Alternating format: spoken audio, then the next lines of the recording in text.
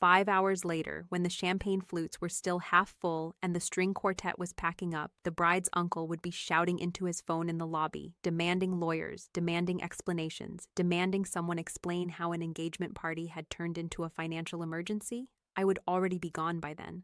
That part matters, but not yet. To understand how it happened, you have to start with the moment I stepped through the revolving doors and felt every eye in the room decide who I was supposed to be. My name is Maribel Quince. I walked into the engagement party wearing a simple navy dress I'd owned for years. No sequins, no label stitched somewhere obvious. My hair was pulled back, my makeup understated, my shoes sensible. In a room that glittered with diamonds and aggressive wealth, I looked like a footnote. That was intentional. The lobby ceiling arched high above us, all marble and gold accents, a space designed to make people feel smaller than the money that moved through it. The bride's family had chosen this hotel because it announced status without needing words. They wanted everyone to know they had arrived. The snickering started before I reached the check-in desk. I heard it over the music, a sharp little laugh followed by a whisper that wasn't meant to be quiet enough. "Look at what he grew up with." The bride didn't even bother lowering her voice. She was standing with her mother and aunt, all three dressed in coordinated pastels, arms linked like a united front. They looked me over the way people inspect furniture they didn't order. My fiancé, Daniel, stood beside them. He heard it. I know he did, because his jaw tightened for half a second. Then he looked away. That was how this night was going to go. I'd met Daniel when he was still borrowing money for gas and pretending it didn't bother him. I helped him rewrite resumes, coached him through interviews, paid rent when his paycheck didn't stretch far enough. I was there before the promotions, before the tailored suits, before his parents suddenly spoke about him with pride instead of concern. When his world got bigger, mine got quieter. Tonight was proof of that. As I crossed the room, conversations paused just long enough for curiosity to curdle into judgment. The bride's mother gave me a smile that didn't reach her eyes and asked where I was from, the way people ask when they've already decided the answer will amuse them. When I told her, she nodded slowly, like she'd just confirmed a theory. "Oh," she said, "that explains it. Explains the dress, explains the posture, explains why I didn't belong under these chandeliers." I took my assigned seat at the edge of the room, far from the head table, close enough to see everything, far enough to be forgotten. Waiters passed me without offering refills. A cousin asked if I was with the catering staff. Someone else asked if I was enjoying the hotel for the first time. Each comment stacked neatly on top of the last, a growing tower of small humiliations that nobody thought worth defending me from. Daniel stopped by once, long enough to murmur that we'd talk later. His eyes slid away before I could answer. He was already practicing absence. I watched the bride's family toast themselves, brag about connections, talk loudly about deals they assumed impressed everyone within earshot. They spoke about the hotel like it was a borrowed stage, a glamorous backdrop they'd rented for the evening, something temporary that existed solely for their celebration. They never once asked who I was or why I was there. They'd already decided. I sat quietly, hands folded in my lap, letting them believe the story they were telling themselves, letting them enjoy it, because this building wasn't neutral ground, and by the time they realized that, the damage would already be done. By the time dinner was served, the whispers had lost any pretense of subtlety. What started as glances and murmurs hardened into commentary delivered at full volume, the kind people use when they've decided you don't matter enough to be hurt. The bride's mother leaned across the table and asked Daniel, not me, if I was a friend from his old neighborhood. When he hesitated, she smiled tightly and said, "It's just unusual to see such modest choices at an event like this." The bride laughed and lifted her glass. "Some people don't understand that there's a standard," she said, eyes flicking to my dress, "but it's good to know your place." She said it lightly, like a joke everyone was supposed to enjoy. Several people did. Daniel didn't laugh. He also didn't stop her. I was moved to the far end of the table under the excuse of seating adjustments, slid between a distant cousin and an empty chair meant for someone who hadn't shown. No one apologized. The bride's sister took the seat that had been meant for me near the center, her designer bag draped over the back like a flag marking territory. It was done smoothly, efficiently, the way people take things when they're certain there will be no consequences. I sat there and watched. I watched waitstaff glance toward the head table before responding to requests, even though those people weren't actually in charge. I watched a hotel manager hover nearby, nodding politely to the bride's father as he bragged about bringing so much business here tonight, as if one engagement party made him a benefactor. I watched contracts being passed around upstairs through the open mezzanine doors, sleek folders handed from hand to hand, signatures celebrated with applause and raised glasses. Everyone assumed they knew what those papers meant. They didn't. Years of being underestimated teach you how to be still. They teach you how to listen without reacting, how to catalog moments instead of confronting them. I'd learned early that anger only entertains people like this. Silence makes them careless. So I smiled when spoken to and said very little.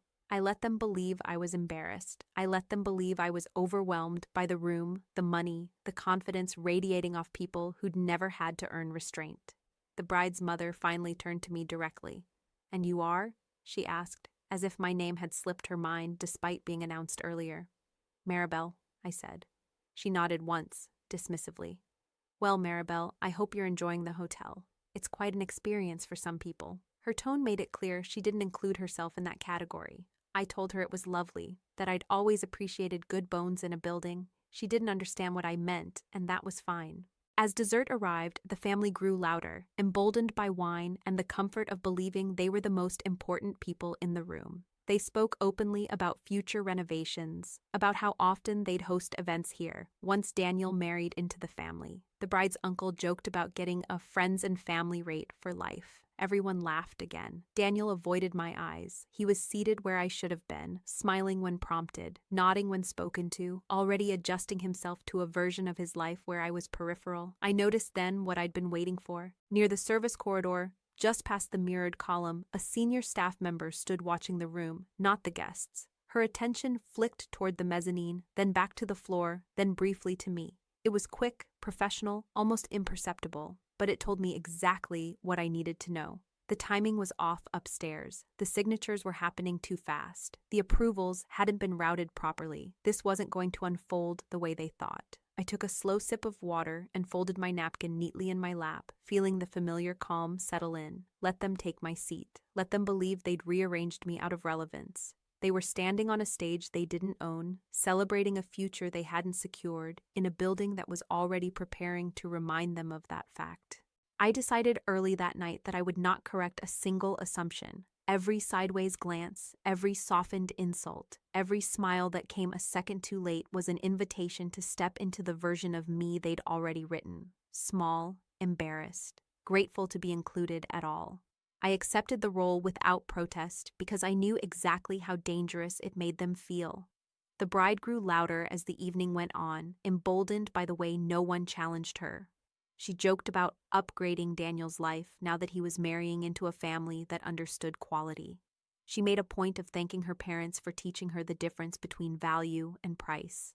Each remark landed where it was meant to. People laughed. People nodded. People looked at me and then away, satisfied with the hierarchy they believed had been established.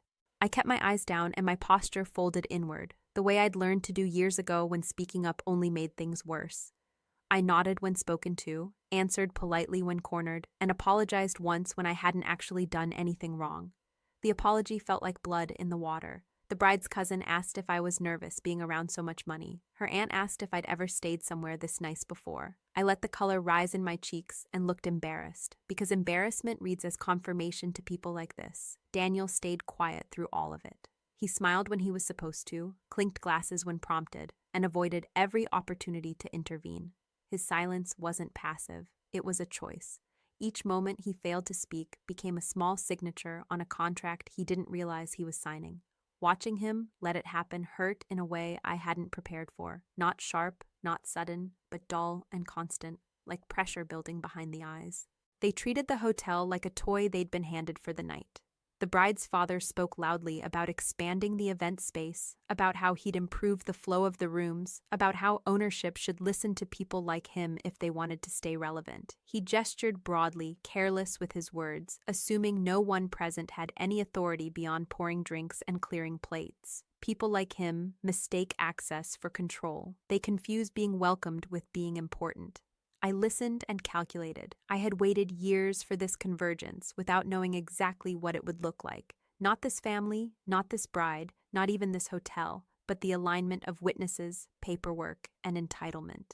I knew how contracts move through spaces like this. I knew how approvals were supposed to be layered, how nothing significant happened in a vacuum, how arrogance always rushed what caution would slow. Tonight was too loud, too public, too confident to end quietly. The bride leaned toward me at one point, her smile sharp. "You're very quiet," she said, "but I suppose that's for the best." I smiled back, smaller than hers. "I wouldn't want to make a scene." She laughed, pleased. Exactly. That was when I knew she believed her own story completely. They all did. They believed the hotel was a backdrop, that the people serving them were invisible, that the night belonged to them simply because they'd dressed for it. They believed Daniel had risen on his own, that I was an artifact from a past he was shedding, that nothing I did or said could possibly matter now. Upstairs, the last folder was being carried out of the mezzanine office, the one with the frosted glass and the discreet plaque. I saw the way the assistant hesitated before handing it off, the brief glance she cast toward the service corridor, the tightening around her mouth. It was subtle, but it was there. A misalignment, a step taken out of order. I felt the shift before anyone else did, the quiet certainty settling in my chest like a held breath finally released. They were celebrating the ending. I was watching the beginning. The first thing that changed was not the volume, but the direction of attention. A server stopped responding to the bride's father mid-sentence and turned toward me instead, asking softly if I would prefer still or sparkling water. It was subtle enough that most people missed it, but not subtle enough that I did. The shift rippled outward in quiet ways. A manager appeared near my table, not theirs. A whispered question was asked into an earpiece. Someone checked a tablet twice instead of once. The bride's father noticed the delay before he noticed the cause. He cleared his throat and gestured sharply, the way men do when they are used to obedience. The manager nodded politely but did not move. Instead, he glanced at me, waiting. Daniel looked up for the first time in minutes and followed the manager's path, his gaze landing on me and lingering there longer than before. Something tightened behind his eyes, not understanding yet, but recognition of a missing piece. The bride's father stood. "Excuse me," he said loudly, clapping his hands once. "We seem to be having a service issue." The music faltered, conversations thinned, the room leaned toward him, ready to restore the familiar order. "I've been hosting events like this for years," he continued, his voice carrying, "and I can tell you right now, this is not how professionals behave. I'd like to speak to whoever is in charge." There was a pause. Not dramatic, not theatrical, just long enough to be uncomfortable. The manager returned, calm as ever, and gestured toward me. "Of course," he said. "She's right here." Every head turned. The silence that followed was not empty. It was dense, heavy with recalculation. The bride laughed once, sharp and uncertain. "That's funny," she said. "But no, really." I stood slowly, smoothing my dress, feeling the weight of the room settle into focus. When I spoke, my voice carried without effort. "There's been a misunderstanding," I said, not looking at the bride, but at the manager. "The final authorization was processed out of sequence." He nodded. "Yes, we caught it." The bride's father stared at me like a door he had tried to open and failed. "I don't know who you think you are," he said, heat creeping into his tone, "but this is a private event." I turned to him then, meeting his eyes for the first time all night. "It is," I agreed, "and it's being held on my property." Daniel's breath caught audibly. Someone dropped a fork. The bride went very still. I did not rush. Rushing would have cheapened it. I explained just enough to let reality begin its work. The mezzanine office, the contracts, the approval thresholds that had been ignored because everyone assumed the right people were in the room. I did not say everything. I did not need to. The manager filled in the rest with professional clarity, outlining procedural holds and compliance requirements that suddenly mattered very much. The bride's father tried to interrupt. "This is ridiculous. We have agreements." "Yes," I said. "You do. They're being reviewed." "You can't just do that," he snapped. I smiled, not kindly. "I can." Daniel stepped toward me, his face pale. "Maribel," he said, quietly, like saying my name might return us to something simpler. "Why didn't you tell me?" I looked at him and felt something settle that had been unsettled for a long time. "You never asked," I said. The bride found her voice then, brittle and high. "This is some kind of stunt." It isn't, I replied. It's a process. The room buzzed now, whispers colliding, phones coming out, people recalculating their proximity to power. The bride's family saw it happening and could not stop it. They had mistaken access for ownership, noise for authority, presence for control. The manager cleared his throat again. For the moment, he said carefully, we'll need to pause the event. No one moved. They were all waiting for me. I nodded once. The collapse had not happened yet, but it was close enough to feel. The floor hadn't given way, but the tilt was unmistakable. They were still standing, still breathing, still trying to understand. They just didn't know what was about to hit them. The collapse did not arrive as a scream. It arrived as paperwork. The manager returned with 2 additional staff members and a tablet, his tone courteous but immovable. The music was shut off completely. Glasses were cleared with quiet efficiency.